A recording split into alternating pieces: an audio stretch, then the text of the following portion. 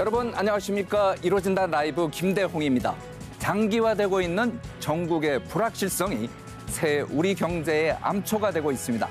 무엇보다 전 세계 곳곳에서 치열한 생존 경쟁을 펼치고 있는 우리 기업들의 고충은 남다릅니다. 치솟는 환율, 대외 신인도 하락 우려에 무엇 하나 맘 놓을 수 없는 상황입니다. 신년 특집으로 마련한 이루어진다 라이브, 오늘은 대한상공회의소 최태원 회장과 함께 초불확실성의 시대, 우리 기업들의 생존 전략과 위기 극복의 지혜를 모색해 보겠습니다. 먼저 관련 영상 보시고 대담 이어가겠습니다.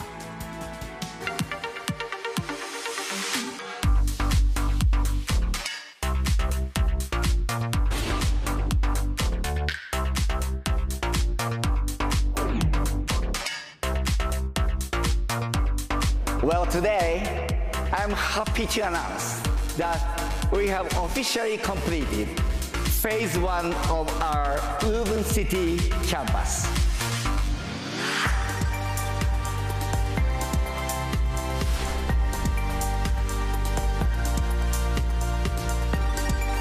The ChatGPT moment for general robotics is just around the corner.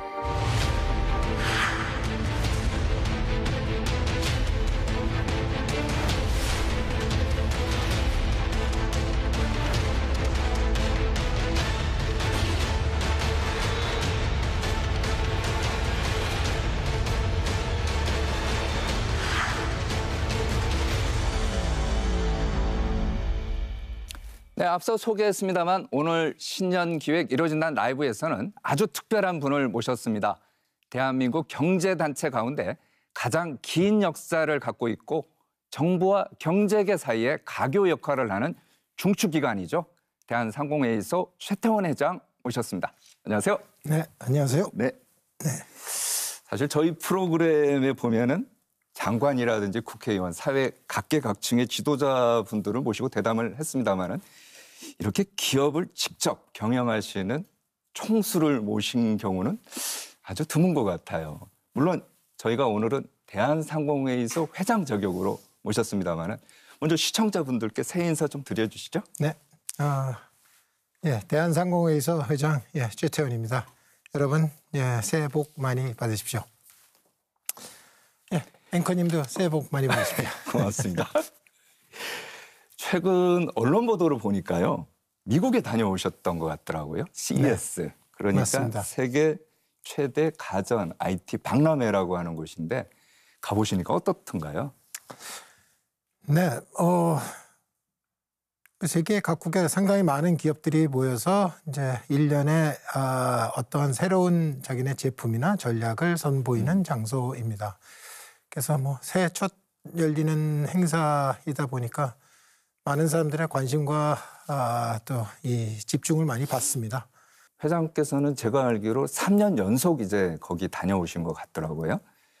이게 해마다 뭐가 좀 변화가 느껴집니까? 어떻습니까? 네, 해마다 그때 그 해의 테마라고 말씀드릴 수 있겠는데요. 네. 그 주제를 향해서 자기들의 기업의 모습과 그다음에 판매 혹은 또 자기네들의 제품 전략들을 선보입니다. 그래서 매년 어찌 커다란 흐름에서 보면 비슷하다고 볼 수는 있지만은 그해 그해의 그 주제에 맞게끔 또 자기네들의 그 제품과 전략을 선보입니다. 거기 보면은 언론 보도에 보면요. 네. 참 이제 질문하기가 그렇습니다만은 엔비디아가 이제 어쨌든 간에 전 세계적으로 지금 주목받는 기업 아닙니까? 엔비디아 네. CEO라고 하나요? 젠슨 황. 네. 이제 두 분 또 만나셔서 이제 사진도 찍고 했는데 어떤 얘기 좀 하셨습니까? 이게 어떤 거는 약간의 기업의 서로 간에 약간 지켜야 되는 그렇죠. 정도가 있어서 제가 얘기한 걸 모두 다 말씀드릴 방법은 없지만 기본적으로 젠슨왕 CEO는 상당히 경영자이지만은 엔지니어입니다. 그러니까 이게 본인이 알고 있고 본인이 생각하는 건 엔비디아라는 회사를 그러니까 지금의 저희가 알고 있는 반도체를 AI 데이터 센터에 들어가는 반도체를 만드는 회사다라고 자기네들을 생각하지 않습니다. 자기네들은 컴퓨팅 회사, 그러니까 컴퓨팅을 어떻게 이 세상에서 제일 잘 만들 수 있고 가장 효율적으로 만들 수 있을까, 여기에 대한 노력과 얘기들을 합니다. 그래서 어찌 보면 인사이트가 그 칩 자체에 있는 게 아니라 이 AI가 어떻게 이용돼서 흘러야지만 되는 거고, AI를 쓰는 사람과 그다음에 또 이 뭐 물론 칩 얘기도 합니다만은 이 칩 디자인과 얘기가 어떠한 속도와 얘기로 가야지만 이 자기네 회사가 어찌 보면 세상에 컨트리뷰션 할 수 있는지에 대해서 확고한 철학과 얘기를 갖고 있습니다. 그래서 그 얘기, 항상 그 얘기의 바탕에서 저희가 얘기를 나눕니다. 근데 이제 제일 큰 항상 젠슨 황 CEO와 제가 나누는 것 중에 하나는 속도입니다. 속도요? 네, 이 제품의 속도, 새로운 제품을 내는 속도가 얼마나 빠르냐라고 하는 거를 젠슨 황 CEO가 상당히 강조를 하기 때문에 또 거기에 그 칩에 들어가는 저희의 반도체들, 메모리 칩들이 얼마나 빠른 속도로 새 제품에 맞는 저희도 개발을 해야 되기 때문에 이제 그렇죠. 항상 만나면 그 다음 제품 언제 만나서 언제까지 만들어서 이걸 할지에 대한 논의와 얘기를 합니다. 근데 항상 저희가 조금 엔비디아보다 뒤쳐져서 걱정을 매번 하고, 그쪽에서 상당히 저한테 프레셔를 많이 줬는데요. 빨리 개발해라, 빨리 개발해라. 네, 빨리 해라라고 하고 더 빨리 땡겨달라 뭐 이걸 많이 했는데 뭐 이번에 좀 달라진 거는 이제 저희가 개발 속도가 엔비디아보다 조금 빨랐습니다. 역전된 거예요? 네, 그래서 뭐 그 부분에 대한 노력은 이제 저희가 이제 물론 뭐 계속 해야겠지만은 아무튼 저희가 그 동안의 노력에 의해서 이제 엔비디아가 요구하는 속도까지는 따라왔습니다라는 말씀드리겠습니다. 알겠습니다. 회장께서 보면은 뭐 젠슨 황 말고도 다른 이제 글로벌 기업의 CEO들 이제 많이 만나셨을 텐데 최근 보면 이제 우리나라 정치 상황, 전국 상황에 대해서 걱정 많이 하지 않습니까? 어떻던가요? 곤혹스러운 질문입니다. 뭐 대한민국 상황에 대해서 질문이 나오면은 저도 참 뭐라고 딱 답변을 드리기는 쉽지는 않은데요. 제가 보통 하는 답변은 그래도 대한민국의 민주주의의 연습, 프랙티스가 잘 되어 있기 때문에 이런 어려운 상황이 벌어졌지만은 저희의 회복력이 상당히 있기 때문에 저희가 다시 이걸 금방 회복할 수 있다라는, 그래서 너무 이것 때문에 무슨 대한민국이나 대한민국의 기업이 완전히 크레딧을 잃어버릴 그럴 우려에 대한 거는 하지 않아도 좋다. 여기까지 제가 말씀드릴 수 있습니다.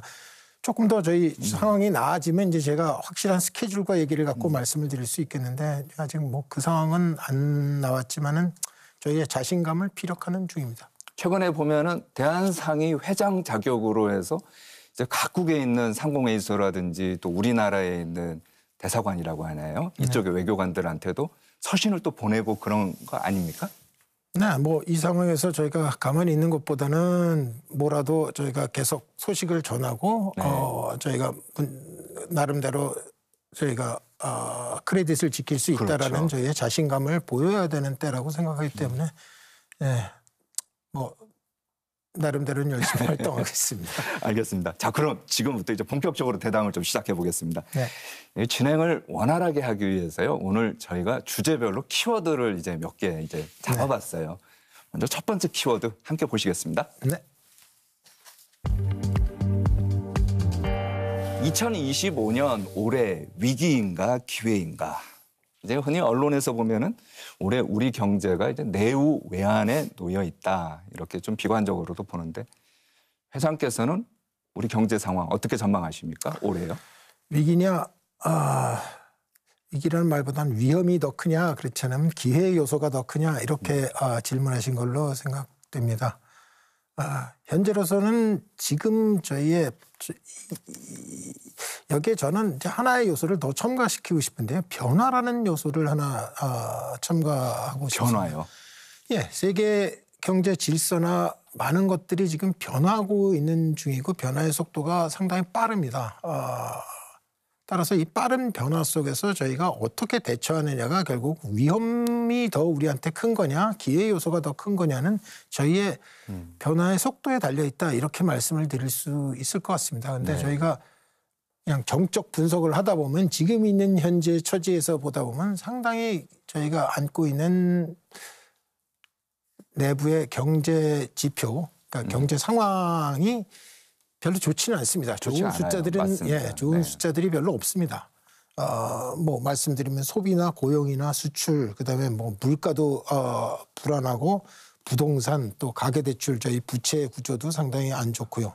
기업의 수익도 안 좋아졌고, 환율도 불안합니다. 뭐 그러니까 나쁜 거라고 꼽으려고 생각하면 너무 많은 요소를 안고 있는데, 또 하나의 불안 요인 중에 하나는 상당히 빠른, 저희한테 임팩이 상당히 다가올 수 있는 세 가지의 불안 요소가 다가온다. 이렇게 저는 삼각파도라는 말을 쓰는데요. 삼각파도요. 네.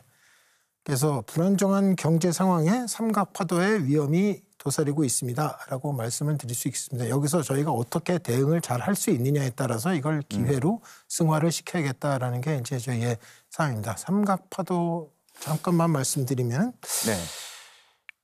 뭐 첫 번째 건 이미 예고가 돼 있는 상황이다. 관세가 들어올 겁니다. 네. 뭐 미국 주도에 의한 결국 관세, 고무역이라든지 네. 관세 폭탄이라고도 하죠. 네, 관세가 이제 부과가 되고 전 세계 무역 활동을 하는데 전부 이 관세 문제가 상당히 복잡해질 것이라고 생각됩니다. 또 하나는 이 관세가 오게 되면은 그 다음에 일어날 일이라고 생각하는 게 거의 모든 나라의 인플레이션 압력이 세집니다. 이게 그래서 이 결국 그 관세가 있는 그 후방 뒤에 따라오는 건 인플레이션 압력이고, 이걸 효과적으로 하지 못한다고 생각하면 이제 세계 경제가 인플레이션에 상당히 시달릴 것이다라고 생각합니다. 또 하나는 각도가 좀 다른데, 뭐 요새 유행하는 AI죠. AI의 AI요. 기술적인 변화인데, 이것도 너무 빠른 속도로 다가와서 저희의 대처가 안 된다고 생각하면 위험도가 오히려 커져버리는 얘기로 말씀드릴 수 있을 것 같습니다. 좀 전에 이제 말씀하신 속도와도 그게 다 연관이 되는 거네요. 네, 결국은 저희가 세계의 변화 속도에 뒤처질 것이냐, 아니면 이것보다 더 빠른 속도로 변할 것이냐라는 것을 지금 강요받고 있다, 저는 이렇게 생각되고 있습니다. 알겠습니다. 네, 우리 경제를 종합적으로 전망해 주셨는데, 이런 전망의 배경에는 아무래도 국제 질서가 변하고 있다, 이 사실을 강조하시는 것 같습니다. 자, 그럼 지금부터 좀 더 구체적으로 국제 질서의 변화 살펴보겠습니다. 먼저 미국입니다. 좀 전에 제가 말씀드린 것처럼 트럼프 폭풍이 몰려온다. 미국이 참 걱정이에요. 회장께서는 미국이 어떤 식으로 정책 변화가 또 생길 것 같고요. 또 이렇게 되면 우리한테 어떤 영향이 있을 것 같습니까? 네, 제가 말하기가 어떤 거는 약간 조심스럽긴 한데요. 제가 뭐 미국을 다 아는 것도 아니고 미국은 어떨 것이다라고 단정을 짓긴 좀 어렵긴 합니다. 하지만 제가 느끼는 미국의, 그다음에 트럼프가 지금 내놓는 아마 대책, 그러니까 새로운 정책들이라고 생각하는 것은 대부분 솔직히 미중 갈등을 근간으로 하고 있습니다. WTO 체제라고 해서 그동안에 솔직히 대한민국도 WTO, 그러니까 세계 무역 질서를 딱 질서 있게 딱 규정을 돼 있고, 그 질서 있는 게임을 오랫동안 해온 상황에서는 저희는 그 게임에 되게 익숙해져 있는 상황이고, 또 저희가 잘해왔습니다. 근데 이제 문제는 중국이 이 WTO에 들어와서 이걸 하면서 미국이 느끼기에는 더 이상 이 WTO 체제가 미국한테 유리하지 않다라고 생각하는 것 같습니다. 따라서 이 다자주의나 WTO 체제를 버리고 이제 양자주의, 그러니까 1대1 대응 형태의 뭐 협상을 하거나 뭐 정책을 펼치는 것도 전부 이제 1대1 대응 형태로 이걸 바꾸겠다라고 생각을 하는 것 같습니다. 그렇게 하게 되는 요인에서 보면 WTO 체제에서 이제 중국이 결국 미국과 라이벌을 형성할 수 있을 정도로 빠르게 커왔는데, 이제 그 얘기 안에는 미국이 느끼기에는 그러니까 중국은 시장주의를 채택하는 것보다는 국가주의 형태, 국가 주도의 경제 체제를 들여왔고, 그것이 그동안에 이제 어찌 보면은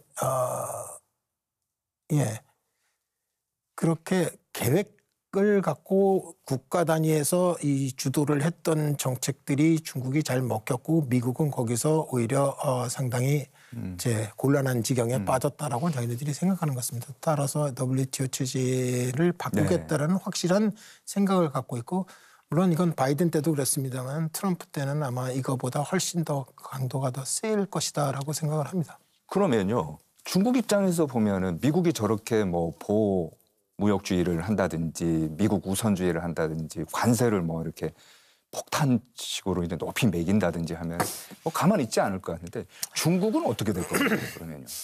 네, 중국의 대응이 문제기는 한데요. 중국도 지금 경제 사정이 그렇게 썩 좋지만은 않습니다. 코비드 상황 이후에 상당히 중국 경제가 좀 어려움에 지금 봉착해 있고 솔직히 그 어려움의 회복을 쉽게 하지 못할 거라고 지금 예상들을 하고 있습니다. 하지만 그것과 상관없이 미국은 지금의 아마 관세를 부여를 할 겁니다. 솔직히 관세 부여라고 생각하는 건 이제 미중 간의 문제만을 생각하는 것 같지는 않습니다. 네. 트럼프는 그러니까 속칭 마가라고 얘기한 Make America Great Again이라고 생각하는 요 정책에 의해서 솔직히는 트럼프 일기 때도 그랬습니다만 아마 저 법인세, 소득세를 상당히 낮추려고 생각을 할 겁니다. 그렇다고 생각하면 거기에 모자라는 세원을 이걸 다시 필요한 세원을 끌어당겨야지만 하는데 그 그렇죠. 세원의 상당 부분을 관세로 대체하겠다라고 메꾸겠다는 기본적인 생각이 있습니다. 그래서 관세를 피할 방법은 별로 없을 것이고 분명히 아마 보편적 관세 형태로 정책을 펼칠 거라고 생각됩니다. 그러면요. 세계 질서가 지금 이제 한마디로 말하면 급변하는 거 아닙니까? 미중 패권 경쟁은 더 심화될 것 같고요. 그러면 우리 기업들은 어떻게 대응해야 돼요? 네, 지금 말씀드린 미국의 어떤 변화, 그러니까 WTO를 이제 탈피하고 나온다라는 것만 해도 대한민국 기업에는 상당히 그동안에 해왔던 관행이나 해왔던 모든 수출 주도의 체제 이런 것들이 잘 안 된다는 말씀을 드리는 겁니다. 네. 결국은 현재도 대미 무역 흑자가 현재 바이든 4년 동안에 저희가 1,500억 불 정도쯤의 대미 무역 흑자가 났습니다. 이게 트럼프 때하고 비교하면 트럼프 때는 한 600억 정도쯤에 4년 동안 600억 불 정도쯤의 흑자를 저희가 냈는데 흑자의 폭이 커진 거죠. 이렇게 되니까 아마 그 상황만 집중해서 이렇게 딱 보면 이 무역이 잘못됐다라고 분명히 미국에서는 상당히 클레임을 할 가능성이 존재하고. 아니 근데 우리 기업 뭐 SK도 그러고 우리 기업들이 열심히 노력한 것도 있지 않습니까? 사실은요. 솔직히 이게 흑자 구조로 이렇게 무역이 났던 것도 있지만은 이 반대로 보다 보면 대미 투자가 상당히 저희가 컸습니다. 또 그래서 실제로 바이든 때 보면은 상당히 많은 저희 투자가 이루어졌고요. 한 1,200억 불 정도쯤 된다고 생각하는데 바이든 4년 동안에 상당히 많은 액수를 미국에다 실제 투자도 있었습니다. 따라서 이게 한 측면, 그러니까 무역 흑자가 났지 않았냐, 혹은 미국 쪽에서 보면 우리가 이만큼 적자가 났다, 그렇죠. 이제 이런 것만 강조할 수가 있게 되는데 이 전체 그러니까 그동안의 무역이나 투자 이 전반의 거래 전체를 쳐다보면은 뭐 상당히 뭐 그것이 잘못됐다고 얘기할 만큼의 상황은 아닌데요. 이걸 잘 저희가 설득을 시켜야 되는 과제라고 보입니다. 그래서 너무 과도한 통상 압력을 받지 않도록끔 노력을 해야 되는 것도 사실이고요. 하지만 저희 근본적으로 보면은 이게 아까 말씀드린 대로 WTO 체제가 깨진다라고 생각하면은 더 이상 우리가 무역 즉 수출에 의도된 형태로 그러니까 대한민국 주식회라고 보면 수출을 통해서 저희가 돈을 벌겠다라는 모델을 좀 바꿔야 되는 문제가 저희한테 부딪히고 있습니다. 따라서 기업들도 그냥 저희가 제품과 상품을 만들어서 수출하겠다라고 생각하는 과거 한 4, 50년 저희가 전통적으로 가졌던 생각이 이젠 좀 바뀌어야 될 때가 왔다라는 말씀을 드릴 수 있겠습니다. 알겠습니다. 여기 좀 말씀 들어보면요. 지금까지 좀 우리가 해왔던 방법들이 이제 더 이상 국제사회에서 통하지 않을 것 같다. 그래서 뭔가 이제 변화가 필요하다. 이런 말씀인데 그렇다면 좀 전에 이제 말씀하신 수출에 대한 이제 우리의 개념도 이제 바꿔야 되겠지만은 우리 경제 대응 방향 또 어떤 게 있을까요? 네, 개념적으로 먼저 말씀을 드리면은 예. 저희의 경제가 이제 몇 가지 옵션을 갖고 있다고 생각합니다. 크게 나누면 한 3가지 정도쯤의 생각을 해볼 수 있겠는데요. 대한민국이 좀 더 유연성을 가지면서 지금 현재의 상황에서 예. 지금 현재의 상황이 파고가 높기 때문에 여기를 잘 버티자. 그다음에 변화까지 또 기다리자라고 생각해서 유연하지만은 지금에 있는 체제를 그대로 두고 그대로 버티자라고 하는 전략을 펼칠 수가 있습니다. 예. 또 하나는 변화를 해야겠다. 안 되겠다. 지금 생각에서는 저희가 변화해야 되는 게 맞겠다라고 생각해서 저희의 체제나 얘기 전체를 바꾸겠다라는 하는 변화를 모색할 수가 있습니다. 아니면 아예 3번째 전략은 이 중에서 되는 것과 안 되는 걸 구분하자. 그래서 되는 거 위주로 선택과 집중 얘기네요. 예, 저희가 기회를 잡을 수 있는 얘기가 된다고 생각하면 기회 위주로 저희가 저희의 결국은 보면 리소스를 바꾸는 거죠. 저희의 전략과 어디에 집중을 해야겠다라고 생각하니까 집중이란 말씀은 거기에 리소스나 모든 저희의 정책적인 요소들을 어디에 몇 군데다가 집중시켜서 지금 이 어려움을 타개해 나가자. 뭐 이런 한 3가지 정도쯤의 이 생각을 해볼 수 있겠다고 봅니다. 근데 개인적으로는 결국엔 이 모든 것들이 쉽게 조금 더 얘기하면은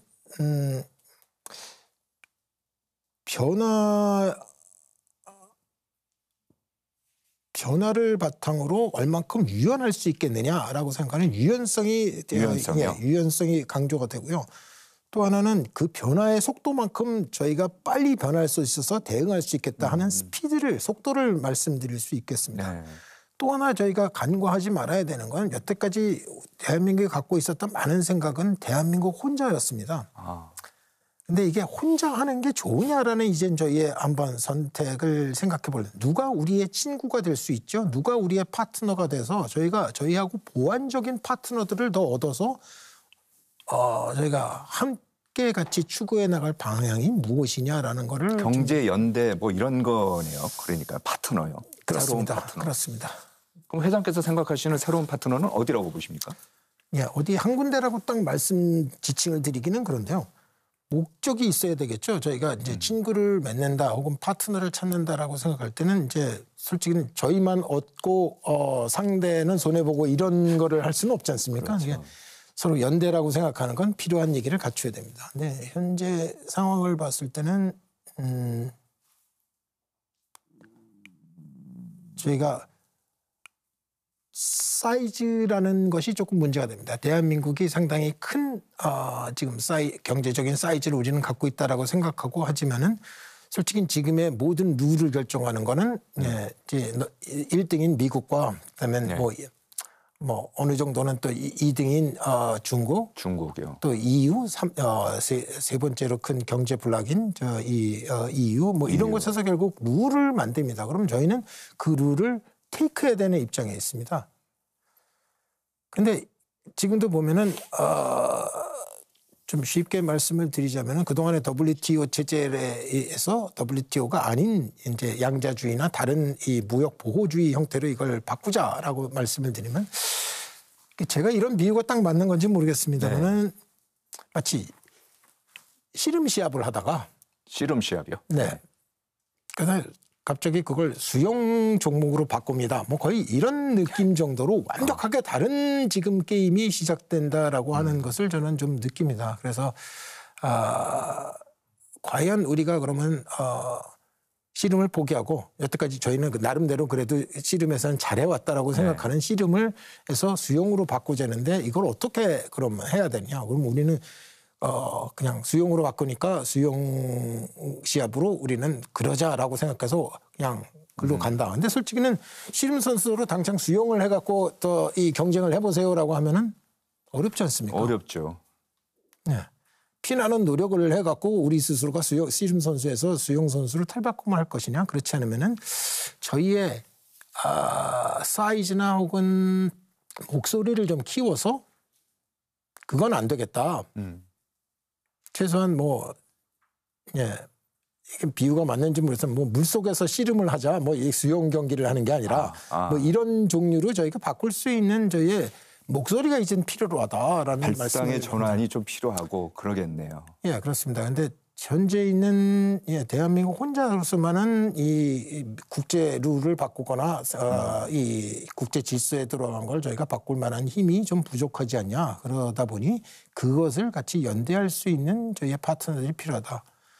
뭐 언뜻 떠오르고 생각하면은 저희 이웃에 있는 일본 같은 나라도 저희하고 비슷한 입장이 됩니다. 거기도 저희보다 사이즈도 더 크고 목소리도 더 크지만은 솔직히 거기도 룰을 세팅하는 것보다는 룰을 테이크하는 데 익숙해져 있고 비슷합니다. 하지만은 그쪽도 이렇게 전환되는 게 그러니까 마치 씨름에서 수영으로 WTO에서 이 양자간 형태로 들어오는 이 보호무역주의가 어렵죠. 네. 쉽지 않습니다라는 거죠. 따라서 그러한 사람들과의 연대가 저희는 좀 더 필요하다라고 하는 게 저희 하나의 전술과 전략일 가능성이 있습니다. 알겠습니다. 자, 그럼 이쯤에서 다음 주제로 한번 또 저희가 넘어가 보겠습니다. 연관된 건데요. 네. 한번 보여주시겠습니까?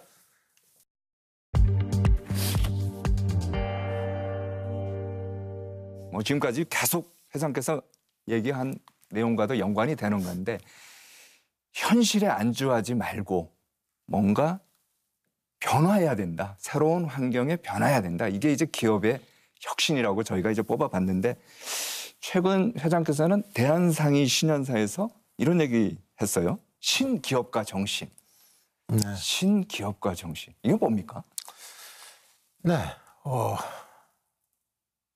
기업에 요구되는 사회에서 그러니까 현대 사회로 들어오면서 사회의 요구가 다양해졌는데 기업은 전통적인 방식으로 기업을 운영하는 정신을 갖고 그다음에 그걸 솔직히 잘 실천해 왔습니다.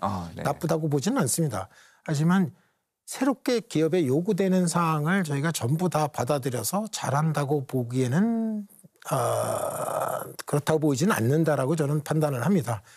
근데 그 이유는 많은 국민들이 기업에 요구되는 사항을 기업이 충분히 그걸 반영을 해서 이걸 하고 있지는 못한다라고 생각합니다. 그래서 저희의 생각을 좀 바꿀 필요성이 있지 않냐라는 게 이제 신기업가 정신에 관련된 저희의 이제 하나의 프로그램인데요.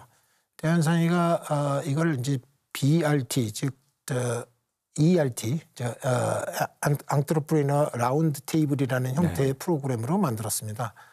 그래서 많은 기업들이 지금 참여를 해서 현재로 보면은 기업의 고유에 있는 뭐 생산하고 판매를 하는 이익 추구의 이 활동들 이외에 저희가 사회적 책임을 다하기 위한 여러 가지 활동들도 같이 있는데요. 그걸 조금 더 이제는 변화를 시켜서 저희가 기업 활동 전체를 하는데 사회에 나쁘게 해악이 가는 것들은 줄이고 가능하면 사회 문제를 해결할 수 있는 형태로 저희가 기술이나 기업 활동을 같이 해나가자. 그래서 그 프로그램을 또 그냥 연대를 하자. 이 두 가지가 저희한테 필요합니다. 그래서 저희가 조금 더 과학적 접근을 해봤습니다. 그냥 사회에 좋은 일을 하자라는 정도로만은 좀 부족하다고 저희가 판단합니다. 과거에도 이 일들은 꽤 오랫동안 해왔지만은 솔직히 사회가 기업이 그걸 충분히 잘한다고 인정해 주지는 않았던 것 같다라는 생각이고요. 그래서 좀 체계화를 할 필요성이 있다. 그래서 대한민국이 과연 우리 대한민국 사회가 필요한 필요한 사회 문제 해결의 우선순위들은 무엇이냐라는 걸 저희가 이제 측정도 하고 설문들을 통해서 이제 사람들의 생각을 해보고 있습니다. 그다음에 기업들이 그동안에 모든 사회에 관련된 그 활동들을 해왔던 것을 저희가 이제 전부 모아서 도대체 사람들이 원하는 것과 저희가 실제로 하고 있는 것은 어떤 차이가 있는 거고 우리는 어떻게 이걸 바꿔나가는 게 좋겠느냐라는 것들을 지금 매칭을 하고 있습니다. 그래서 그래서 솔직히는 사회에 필요한 사회 문제를 해결하는데 필요한 일들이 저희가 무엇인지를 좀 더 알고 가능하면은 국민들이 좀 원하고 효과가 훨씬 더 큰 쪽으로 저희가 가야 된다. 이게 저희가 지금 갖고 있는 신기업가 운동을 해가면서 저희가 새롭게 어프로치를 하고 있는 겁니다.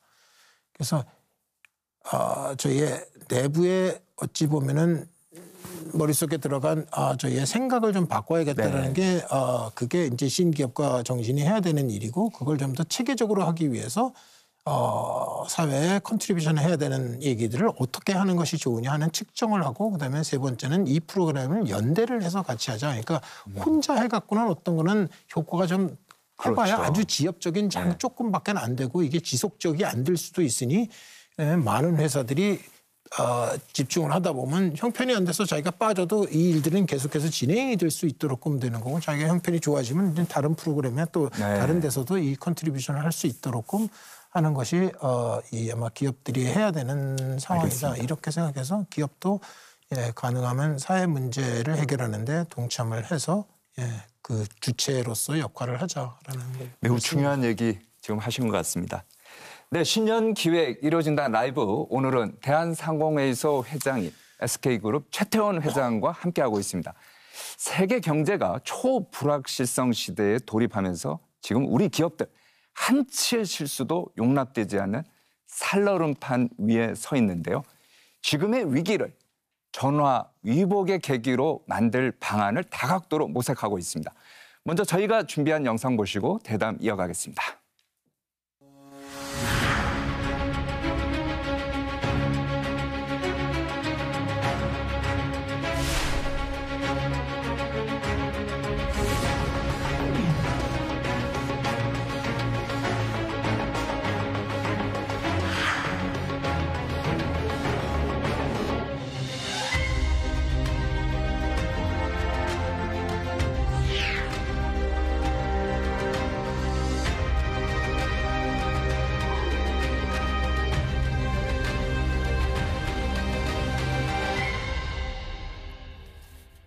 네, 우리 기업 앞에 주어진 도전과 과제 화면으로 만나봤습니다. 지금은 어렵지만 어떤 사과나무를 심어 우리 기업들이 대비해야 할지 지금부터는 곧 다가올 미래 생각해 보겠습니다. 자, 그럼 세 번째 키워드 보시겠습니다.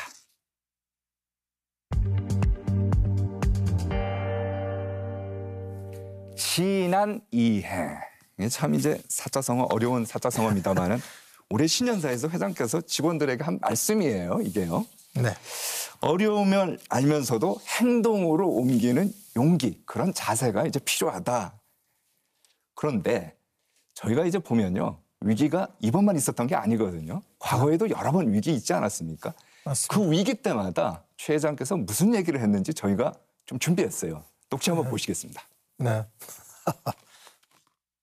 더 큰 행복들을 찾아서 앞으로 더 전진을 해야겠습니다. 근데 10년 후에는 저희가 상당히 좋아져 있으리라고 저는 자신합니다. 변화와 혁신의 출발점은 바로 구성원 여러분입니다. 그리고 우리가 반드시 갖춰야 될 무기는 패기라는 점을 재차 강조드립니다. 이제 보면은 2011년도에는 행복, 2017년도에는 패기. 그런데 이제 올해는 용기를 얘기했단 말이에요. 올해 용기를 얘기한 뭐 특별한 이유가 있습니까?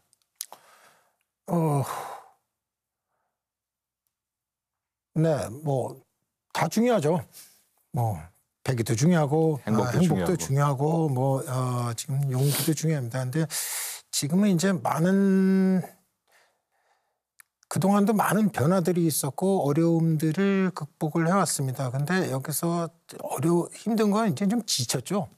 많은 사람들이 제가 봤을 땐 대한민국이 이제 좀 지쳐간다라는 느낌이 듭니다. 이게 맞아요. 신나는 일보다는 이게 뭐 너무 어려운 게 계속되고 이걸 하다 보니 이제 지친다라는 생각이 들어갑니다. 그래서 여기서는 이제 그래도 이것을 딛고 우리가 새롭게 도전할 이런 각오가 좀 더 필요하지 않을까. 용기가 필요하다라고 생각할 때라고 해서 이 말씀을 드리지만은 또 하나 생각은 그렇습니다. 여태까지 하던 방식에 좀 뭐가 문제가 있었다. 저희가 이제 새롭게 용기를 내는 이유 중에 하나는 새로운 시도를 해야 될 필요가 있어요. 여태까지 하지 않았던 시도를 할 용기도 저희한테는 필요하다라고 보입니다. 그래서 이런 말씀 드린 겁니다. 연관해서요. 우리 경제의 대응 방안, 용기가 이제 필요하면 우리 경제의 이제 대응 방향이 있어야 될 거 아닙니까? 어떤 방향으로 가야 될까요? 예. 대한민국이 쓸 수 있는 몇 가지 옵션이 있다고 생각합니다. 그동안은 저희가 두 가지 크게 대변되는 두 가지로 들어왔고 주로 저희가 수십 년간 썼던 거는 수출 주도 경제 모델이었습니다. 상품을 잘 만들어서 해외에다 수출을 해서 그 들어오는 그 수익과 얘기를 바탕으로 해서 저희가 뭐 내수도 그걸로 촉진을 더 시키고 일자리나 사회의 모든 것도 그런 형태로 만들었던 거가 그냥 경제 발전의 여태까지 모델이었습니다. 이 모델이 앞으로 지금에 펼쳐지는 세상에서는 똑같이 과거처럼 워킹하기가 상당히 어렵다. 지금처럼 그래서 상품 수지를 크게 내서 즉 무역 수지를 크게 내면은 그게 다시 또 통상 압력으로 들어와서 다른 문제를 일으킨다고 생각하면 저희가 지금 하는 노력이 과연 과거에 우리가 경제 발전을 이뤘던 대로 똑같이 가겠느냐. 그렇지 않을 거라고 생각한다. 그러면 저희가 해야 되는 이제 모델을 바꿔야 될 때라고 봅니다. 그 바꿔야 되는 몇 가지의 옵션이 저희한테 있는데요. 첫 번째는 수출 주도형 경제를 바꿔야 될 때라고 봅니다. 그럼 어떡할 거냐라고 생각하고 바꿀 만한 얘기가 있습니까? 그런데 저희가 뭐 하나로 완벽하게 대체가 되지는 않지만 몇 가지를 한꺼번에 해야 된다고 생각합니다. 첫 번째는 투자입니다. 그동안 대한민국 안에만 주로 투자를 해왔습니다. 지금도 솔직히는 뭐 국민연금이나 많은 연금들이 해외 투자를 좀 더 시작하고 또 해외에도 저희 개인 국민들께서도 투자를 하는 분들도 상당히 많이 느신 건 사실이지만은 저희의 경제 사이즈나 얘기 전체를 보면 해외에 전략적인 투자를 체계적으로 하지 않고 있다라는 생각입니다. 뭐 아까 뭐 엔비디아 말씀을 드렸지만 엔비디아가 이렇게 성장을 하고 커지면은 도대체 엔비디아 안에는 대한민국의 포션이 얼마나 있을까요? 라는 생각을 해봅니다. 그러니까 엔비디아가 성장을 하면 대한민국은 좋아질까요? 그렇지 않을까요? 라고 생각하는데 세상이 어찌 흘러도 저희가 투자를 다각화를 하고 있으면은 솔직히는 어딘가는 성장을 하고 움직이니까 저희가 그게 좋아지는 쪽으로 저희는 투자를 늘리고 하는 바탕으로 저희도 이걸 경제를 운영하고 살아야겠다라는 생각을 좀 더 해볼 수가 있겠습니다. 따라서 전략적인 저희의 해외 투자는 필요로 합니다. 이게 단지 대한민국 기업만 투자하겠다는 생각이 아닐 수도 있겠다라는 생각은 해봅니다. 그래서 여태까지 대한민국 기업 안에 투자를 했던 이유는 이 기업들이 국내에서 생산 거점을 갖고 상품을 만들어서 수출해서 흑자를 내고 대한민국 안에다 세금을 냈기 때문에 지금 이런 수출 주도 형태의 경제 모델이 맞고 대한민국 기업에 투자하는 것이 맞았습니다. 하지만 저희가 이 문제를 좀 탈피를 하려면은 이게 훨씬 다각화해야 되는 문제가 있다라는 말씀 하나 드릴 수 있겠고요. 두 번째는 소프트 파워입니다. 소프트 파워요? 네, 그동안까지 저희가 대부분의 수출에 의뢰됐던 거는 주로 하드웨어를 만들어서 이제 해외에 팔았던 얘기가 됩니다. 하지만은 뭐 지금 이미 잘 국민들께서도 다 아시다시피 문화적 형태의 상품들이 많이 만들어지고 있습니다. 좀 더 체계적으로 저희가 만들어서 이것들을 이건 수출의 압력으로 들어오기가 어려운 형태의 저희가 지적 상품이나 문화 상품 형태로 팔 필요성이 있겠습니다. 그게 대변되는 뭐 K컬처 문제나 K푸드 같은 얘기가 됩니다. 솔직히는 제가 한 2년, 3년 됐네. 3년 전에 이런 시도도 했었었는데요. 이제 대한민국의 K푸드를 어떻게 체계적으로 해외에 팔 수가 있을 방법이 무엇일까에 대한 방법도 연구하고 지금도 계속 하고 있는 중입니다만 이제 최근에 많이 K푸드가 유명해져서 되게 잘 돼서 우리는 잘 되고 있지 않냐라는데 이 잘 될 때 저희가 갖고 있는 포지션을 훨씬 더 그게 무역이나 수지로 화할 수 있게끔 변화를 시켜야 될 필요성이 있겠습니다라는 거죠. 그 얘기는 뭐 푸드만 하더라도 저희가 좀 더 푸드의 체계나 방법론을 업그레이드 시킬 필요성이 있겠습니다. 어떻게 네. 먹는 건지 예. 어떻게 요리되는 건지 요리될 때 필요한 그릇이나 부엌의 구조나 뭐 혹은 요리하는 사람은 어떻게 훈련을 시켜서 돌아가고 이게 훨씬 더 체계적으로 움직여서 돌아가면은 저희가 그 안에서 얻을 부가가치는 훨씬 더 커집니다. 그러니까 제가 한 3년 전에 이런 얘기를 했었는데요. 만일 전 세계에 있는 인구 사람들한테 한 달에 최소한 한 나흘 닷새 정도쯤에 한식을 세 끼를 먹는다 그러면 그 끼 중에 4번 5번 정도가 한식이 차지하는 비중을 K푸드가 만일 그걸 달성을 하게 된다면 솔직히는 대한민국의 후광 효과는 이제 대한민국의 최고로 기업인 네. 삼성전자가 얻는 이 효과보다 더 클 수 있습니다라는 말씀을 드린 적이 있습니다. 그것처럼 저희가 이제 시도되는 방법론이 조금 더 바뀌어야 될 필요성은 있겠습니다. 네. 물론 저희가 하던 뭐 상품을 만들지 말자 뭐 이 얘기는 아니지 않습니까? 이걸 하지만은 저희가 이제 보강을 시켜야 될 이 필요성이 있는데 그런 것들이 보면은 이 문화 상품화가 돼야 되고 소프트 파워를 만들어서 소프트웨어적으로 좀 더 접근할 필요성이 저희가 생겼다라는 말씀을 드립니다. 이렇게 되면 수출 주도형 경제가 바뀔 수 있다라는 것이 해법의 하나 문제가 네. 됩니다.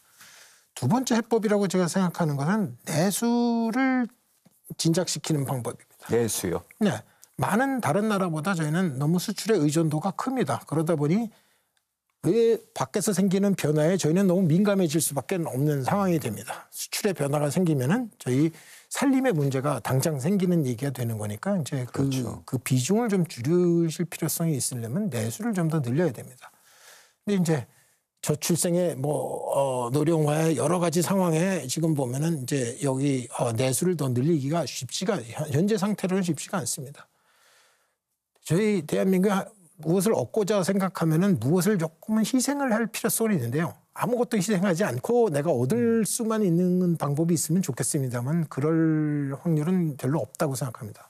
따라서 지금 저희가 하나 생각해야 되는 거는 조금 저희가 생각할 때 문화적으로 어렵다 하더라도 이걸 극복하고 해외 시민을 대한민국에 유입을 훨씬 더 많이 시킬 필요가 해외 있습니다. 시민을 유입한다. 네, 단순히 관광 정도가 아니라 여기서 1년 365일 같이 네. 일도 하고 같이 먹고 택스도 내고 소비도 하는 이 사람들이 저희한테 좀 더 필요하지 않느냐라는 말씀을 드립니다. 지금 저출생에 때문에 일어나는 많은 임팩이 이미 예견되고 있고 지금 저희 현실에 다가오고 있는데요. 미래로 갈수록 더 인구는 줄어들 테니까 상당히 경제는 위축될 네. 수밖에 없습니다. 내수가 힘들어질 확률이 너무 크니까 솔직히는 이제 해외에서 유입을 해야 되는데 마치 제가 이런 목표를 말씀드리면 되게 이상합니다면은 다른 OECD 국가나 저희 대한민국의 처한 상황을 봤을 때 최소한 저희 인구의 한 10% 정도쯤 되는 한 500만 명 정도의 이제 해외 유입 인구가 저희한테는 필요로 하다. 누구를 받아들일 거냐라는 좀 선택적인 이 디테일 전략이 좀 더 필요합니다라는 거죠. 네. 지금 대한민국에 처해 있는 거는 상당히 많이 저희가 돈을 들여서 에듀케이션을 시켜놓은 고급 두뇌는 해외로 유출이 되고 솔직히 해외에서 유입되는 상황은 주로 노동 위주로 되는 3D 업종이나 뭐 그렇죠. 그런 형태가 되다 보니 저희의 전체를 보면 두뇌 유출의 속도가 너무 빨라집니다. 이건 대한민국 경제를 전체를 보면 안 좋은 사인에 상당히 속합니다. 저희가 이걸 좀 프로그램과 얘기를 새롭게 저희가 전략을 만들어서 해외에 고급 두뇌들이 고급의 어떤 사람들이 들어올 수 있도록 하는 방법이 있습니다. 물론 디테일을 다 말씀드리자면 너무 시간이 길어서 이러한 방법론이 존재한다라는 말씀을 하나 드려서 이게 하나의 해법이다라는 말씀을 드릴 수 있겠고요. 또 하나는 말씀드리면은 사회 문제를 해결하는 또 다른 방안입니다. 저희가 왜 이런 경제 활동을 합니까? 수출을 많이 해서 저희가 수출해서 이제 해외에 많은 그러니까 수익을 저희가 대한민국으로 들어오려고 하는 이유는 대한민국에서 돈을 그만큼 써야 되는 문제지 않습니까? 근데 돈을 쓰는 거를 좀 더 효율적으로 쓰는 방법을 저희가 하나 생각해 볼 수가 있겠습니다. 그 말씀은 아까 제가 신기업가 정신을 말씀드렸지만 일맥상통하는 얘기가 되는데 이건 단지 기업만 그런 것을 하는 게 아니라 사회에서 정부가 할 일을 대신하는 네. 솔직히는 지금도 세금을 저희들이 내는 이유 중에 보면은 정부한테 사회 문제를 많은 일어나는 사회 문제나 등을 해결해 달라는 얘기들이 많고 솔직히 저희의 예산도 거의 그 문제에 대부분 다 쓰이고 있습니다. 그렇죠. 근데 그게 되게 효과적으로 쓰일까요? 라는 이제 퀘션을 한번 해볼 수는 있습니다. 더 좋은 방법은 없을까요? 라는 생각은 해보는데요. 더 창의적이고 많은 사람들이 실제로 사회 문제 해결에 가야 된다고 저는 생각을 합니다. 그러면 이 사회 문제가 일어나는 것도 줄어들 수 있고 그다음에는 결국 비용을 저희가 절약할 수 있는 얘기가 되다 보니 저희가 뭐 미래를 위한 투자나 다른 것을 돌려서 투자할 수 있는데 현재 일어나는 사회 문제를 막기에 급급한 현상이 너무 크다는 거죠. 그럼 이 문제를 줄이기 위해서 많은 사람들이 그 해결하러 가야 되는데요. 솔직히는 사회 문제를 해결한다. 많은 NGO나 사회 단체들도 그 일을 하고 있지만은 되게 체계적이고 효과적으로 한다고 생각지는 않습니다. 그래서 이제 제가 말씀드리고 싶어 하는 것 말씀드리자고자 하는 것 중에 제일 중요한 것 중에 하나는 사회 문제를 해결하는 사람한테 리워드를 줍시다라는 생각을 하고 해보고 있습니다. 보상을 줘야 된다는 거예요. 그렇죠. 저희가 돈을 버는 거는 돈을 벌 때 어찌 보면 사회 문제를 등한시하거나 사회 문제와는 무관하게 돈을 벌었다고 생각하니까 세금을 내서 이 문제를 정부가 풀도록끔 지금 사회 체제가 그렇게 돼 있으니 누군가 이 사회 문제를 풀면은 사회가 그 문제를 풀고 해결한 만큼에 따라서 그만큼의 리워드를 해줘야 되지 않을까라는 생각을 해봅니다. 만약 이런 세상이 체계와 방법론이 갖춰질 수 있다라고 생각하면은 저희 어찌 보면 소셜 코스트라고 얘기할 수 있죠. 제가 생각하는 이 소셜 코스트가 그만큼 줄어듭니다. 그만큼 되면 대한민국 사회는 훨씬 더 행복하게 잘 살 수 있지 않을까라는 생각을 해봤습니다. 그래서 이거를 제가 글쎄 이건 너무 개인적인 얘기에 대해서 그렇습니다. 한 10여 년 넘게 제가 연구를 해오고 이 방법론을 해봤는데요. 나중에 시간이 한 번 더 돼서 제가 알겠습니다. 지금 말씀하신 거는 뭐 저희가 다음에 또 기회가 있으면은요 자세히 한번 또 듣기로 하고요. 오늘 저희가 준비한 질문이 많습니다. AI 얘기 좀 해봐야 될 것 같아요. 보면은 뭐 대한상의뿐만 아니라 SK그룹, 뭐 삼성전자 지금 AI 몰라서는 안 된다고 하는데. 다음 주제 한번 보시겠습니다.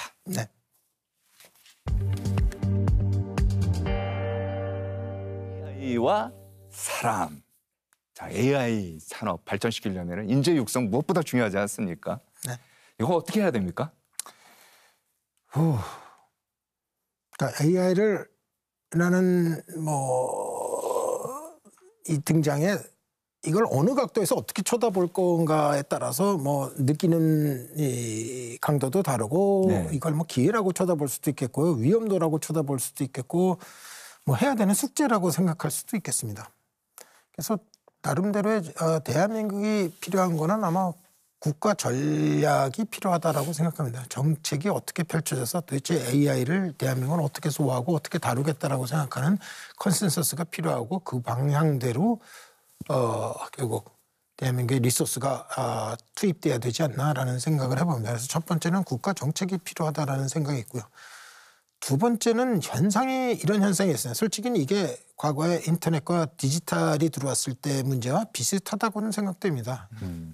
속도가 더 빠릅니다. 근데 속도와 임팩이 더 빠를 거라고 생각합니다. 디지털 시대에 저희가 들어왔을 때 인터넷 들어왔고 그때도 저희들이 생각하는데 인터넷이 어떻게 사람들을 이렇게 나눌 것이다라고 생각해서 이 디지털 푸어라는 말도 있고 여러 가지 있습니다.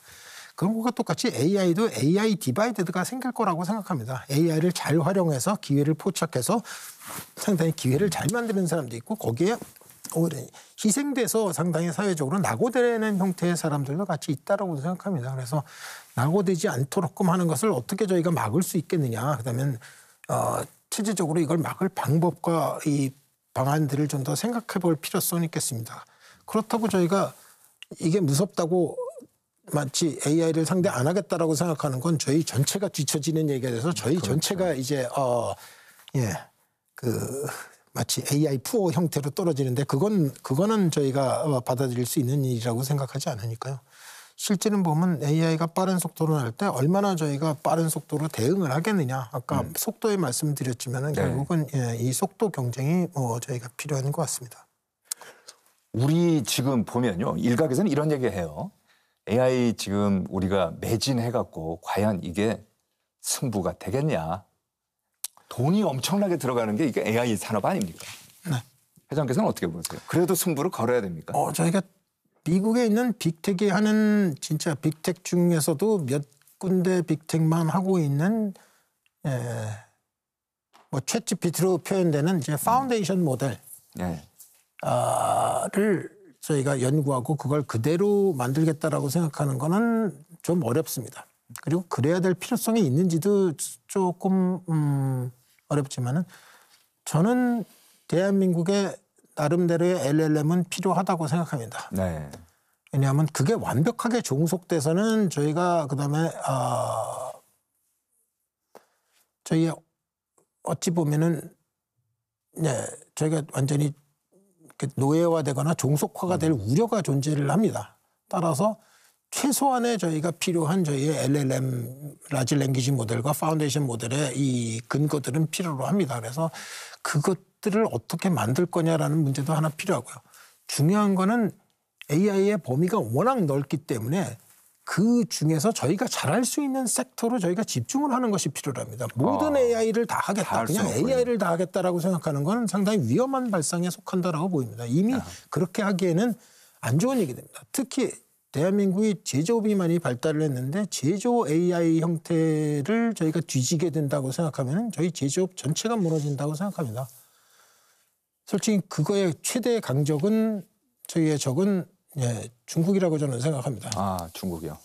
중국은 제조업의 사이즈나 얘기가 저희보다 훨씬 더 커서 가질 수 있는 데이터나 케이스들도 훨씬 많습니다. 거기에 그들의 AI의 능력도 저희를 능가한다고 지금 생각됩니다.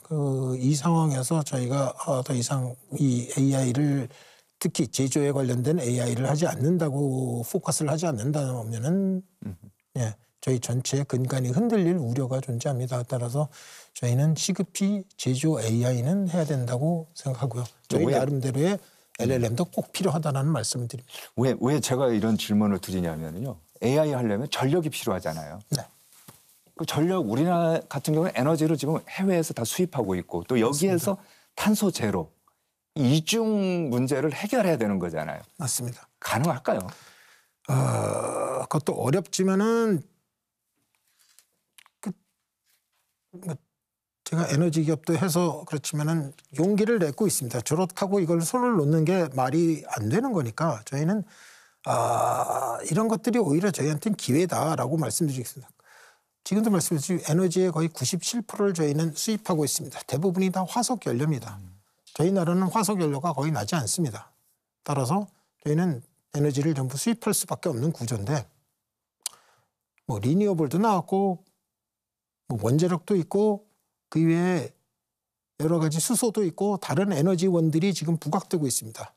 이게 이제 무탄소라는 장점이 있는 거죠. 네.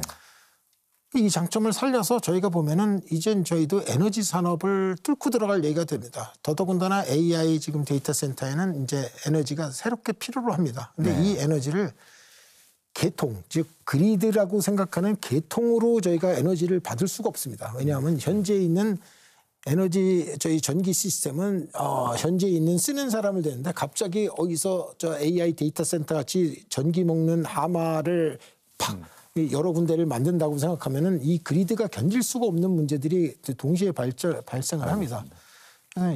미래의 AI 데이터 센터는 오프 그리드라고 하는데 아예 그리드하고는 상관이 없는 형태의 시스템으로 이게 떨어져 나가야 됩니다. 이 말씀은 정확하게 드리면 좀 더 드리면 이게 분산 전원을 말씀드린 겁니다. 이제 분산 전원은 건 중앙 전기 시스템으로 해서 지금 대한민국이 하고 있듯이 모든 것을 중앙 집중적으로 관리하고 움직이는 시스템들을 얘기했는데 이제는 분산 전원들이 필요하다라는 말씀을 드립니다. 그래야 지금에 있는 에너지 효율과 지금의 탄소 문제도 해결하려고 생각하면 분산 전원화를 저희가 알겠습니다. 받아들여야지만은 이 문제를 해결할 수 있다 이런 말씀을 드릴 수 있겠습니다. 저희가요. 한정된 시간이 1시간밖에 안 돼갖고 지금 마무리해야 되는데 마지막으로요. 미처 못다한 말씀 있으면 짧게 좀 부탁드리겠습니다. 이런 한 두 가지 정도의 말씀을 드릴 수 있겠는데 첫 번째는 경제 정책을 한다라는 거는 결국은 리소스를 어떻게 얼로케이션 시킬 거냐, 자원 분배라는 것을 어떻게 효율적으로 할 거냐는 거. 저희의 목적에 맞게끔 자원 분배를 해야 됩니다. 아까처럼 대한민국 경제가 바뀌어야 된다. 그 바뀌는 건 내가 바뀌고 싶어서의 얘기가 아니라 밖의 외부의 변화 때문에 바뀌어야 될 때도 있습니다. 이 바뀔 때마다 자원의 분배가 새롭게 일어나야 됩니다. 네. 근데 이 새롭게 일어나는 게 어떤 문제를 갖게 되냐면 어떤 곳에서는 빠지고 새로운 곳에 넣어야지만 이것이 이 자원 분배가 새롭게 일어나는 거 아니겠습니까? 근데 대한민국의 하나 어려운 부분은 뭐냐면 있던 곳에서 빼는 것이 거의 불가능한 구조를 자꾸 저희가 만들고 있습니다. 근데 그렇다는 거는 기존에 있던 이 자원을 분배받던 사람들이 갖고 있던 그걸 기득권이라고 얘기할 수도 있겠고 자기의 생존권이라고 얘기할 수도 있겠습니다. 어쨌든 이 권리라고 생각하는 것이 이 보호받고 강조돼야 되는 권리라고 제가 부인하는 거 전혀 아닙니다. 하지만 이건 다른 쪽으로 보상을 하고 네. 다른 걸로 바꿔야 됩니다. 그렇지 않으면은 대한민국 경제는 있던 형태에서 바꿔지기가 너무 어렵다는 말씀을 드립니다. 따라서 저희가 좀 더 이 논의와 얘기가 빨리 돼서 어떻게 이것이 계속 자원 분배가 바뀌어야 되느냐를 알아야 된다는 게 첫 번째 하나 말씀을 드릴 수 있는 거고, 두 번째 하나는 법인데요. 많은 것을 이게 논의가 어렵다 보니까 법으로 해결하려고 합니다. 그렇죠. 근데 솔직히는 법을 한번 만드시는 순간에 어떤 문제가 발생하냐면 이 세상에 있는 많은 경제 주체들은 다 사정과 얘기가 다 다릅니다. 그걸 일괄적으로 어떤 법을 만드는 순간에 어떤 피해 형세가 일어납니다. 그리고 그 법이 원하는 그 방향이 존재했는데 그 법의 원래 취지대로 꼭 쫓아가지지가 않는 문제들이 발생을 합니다. 네. 그래서 이 두 가지가 제가 드리고 싶은 말씀이 됩니다. 그래서 알겠습니다. 경제를 저희가 이거 바꿔야 될 때는 그래서 대한민국이 속도 있게 빨리 변하려고 생각하면 이 두 가지 문제를 저희 국민들과 모든 경제 주체들께서 잘 이해를 하셔서 네. 내가 뭘 하나 내놓을 테니까 뭘 하나 달라라는 얘기로 해서 이 바꿔지는 속도의 얘기가 빨라야 되는 거고 법으로 해결하는 게 아니라 우리가 토의와 얘기를 통해서 컨센서스로 이 문제를 알겠습니다. 돌파를 해야 이 경제 시스템이 빨리 원활하게 속도 있게 바뀔 수 있겠습니다. 이 말씀을 드립니다. 네, 오늘 말씀 잘 들었습니다. 고맙습니다. 감사합니다. 네, 아무리 좋은 기술, 좋은 장비, 좋은 시스템이 있어도 구성원들의 참여와 몰입 없이 성과를 낼 기업은 없습니다. 대전환의 시대, 노사는 생사의 기로에 선 공동 운명체입니다. 함께 가야 멀리 갈 수 있다는 말이 있죠. 위기를 함께 넘어봤던 경험을 살려서 다시 상생의 길을 출발할 시점이 아닌가 싶습니다.